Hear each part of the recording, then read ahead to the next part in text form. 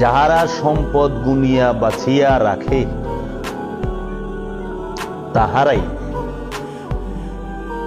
এই সমাজের ভিতরে সমস্যা ক্রিয়েট করে। সম্পদ গুনিয়া বাছিয়া রাখা,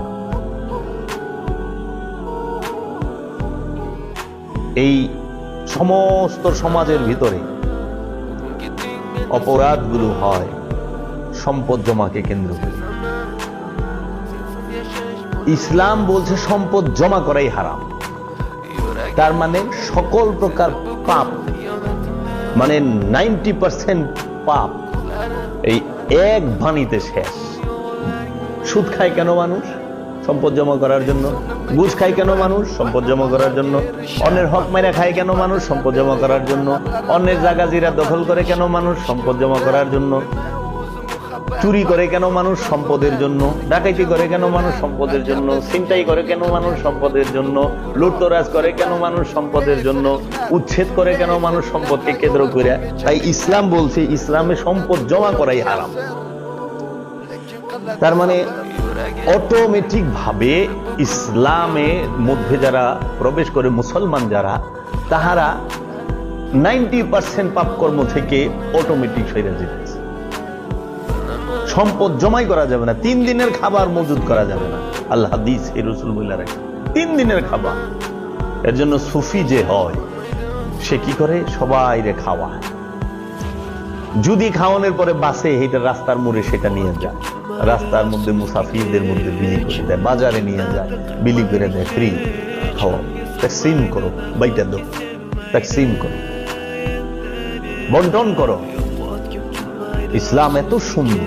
এই ইসলামের একটা জিনিস যদি মানি, যে সম্পদ জমা করা, এই পৃথিবীতে সমস্ত যুদ্ধ, ঝুট ঝামেলা যা কিছু আছে সব সম্পদকে কেন্দ্র করে। এই যারা নাকি এখন সভ্য বলে নিজেদেরকে দাবি করতেছে, যারা অস্ত্র বানাচ্ছে, যারা অস্ত্র বিক্রি করতেছে, বিভিন্ন দেশের উপরে আগ্রাসী, বিভিন্ন দেশকে তারা জিম্মি করতেছে, অপবাদ দিয়া ওই দেশে যায় ওই দেশের সম্পদ লুট করে নিচ্ছে ক্ষমতার বলে। তারা কি করতেছে? মূল তাদের কনসেপ্ট সম্পদ জমা, তাদের মূল নীতি সম্পদ জমা করা। আর আল্লাহর রাসূল রাহমাতাল লিল আলামিন সরকার আলম সাহেব মিরাজ মুহাম্মদ সাল্লাল্লাহু আলাইহি ওয়াসাল্লাম, আল্লাহর হাবিব বলেছেন, হে মুসলমানেরা, তোমরা সম্পদ জমা করো। আল্লাহ রাসূল বলছেন, হে মুসলমানেরা, বিপদে পথভ্রষ্ট, জীবনে বিপথগামী হবে না, পথভ্রষ্ট হবে না যদি 2টা জিনিসকে আঁকড়ায় ধরে রাখতে পারো। একটা কিতাবাল্লাহি, আর একটা হচ্ছে ওয়া ইত্রাদাহি। একটা আল্লাহর কিতাব আর একটা আমার বংশ, রসুলের বংশকে, নবীর বংশকে আর আল্লাহর কিতাবকে যদি কেউ আঁকড়ায় ধরে রাখতে পারে, বিপথগামী, পথভ্রষ্ট হবে না। আমাদের সম্পদের, আমাদের শক্তির কমতি থাকবে না আমরা যদি এই বাণীগুলো মানি। এর জন্য বাবা, আমরা কি ছাড়বো, কি থেকে বিরত থাকবো, আর কি করব কি করব না, কি করা যাবে কি করা যাবে না, সেটা তো স্পষ্ট বলে দিছে।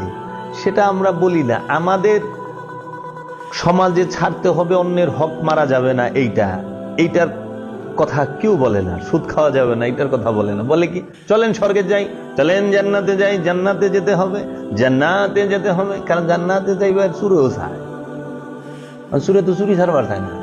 মানে চুরের যদি এই চোর চুরি ছাড়, তখন মৌলবী সাহেবের অবস্থা টাইট। আবার হ্যাঁ, চুরি করে, খারাপ করে না, উনি যে তুলসী পাতা দোয়া তা না। এর জন্য ওই জান্নাতে যাই, কারণ ইমাম সাহেবও যাইবার চায়, চুরেও যাইবার চায়, মুসল্লিও যাইবার চায়, ডাকাইতেও জান্নাতে যাইবার চায়, সবাই জান্নাতে যাইব। এর জন্য এরা সস্তা ওয়াজটা করে, কিন্তু এই কথা বলে না অন্যায় ভাবে কারো বাড়িতে আগুন দেওয়া, কারো সম্পদ দখল করা, কাউকে আঘাত করা, অন্যায় ভাবে কাউকে প্রহার করা, কাউকে হত্যা করা।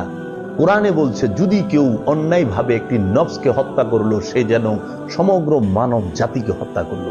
আবার এই কোরআনে ওই আয়াতে শেষে বলছে, যদি কেউ কোনো নফসকে কতল হইতে রক্ষা করলো, সে যেন মানব জাতিটাকেই রক্ষা করলো।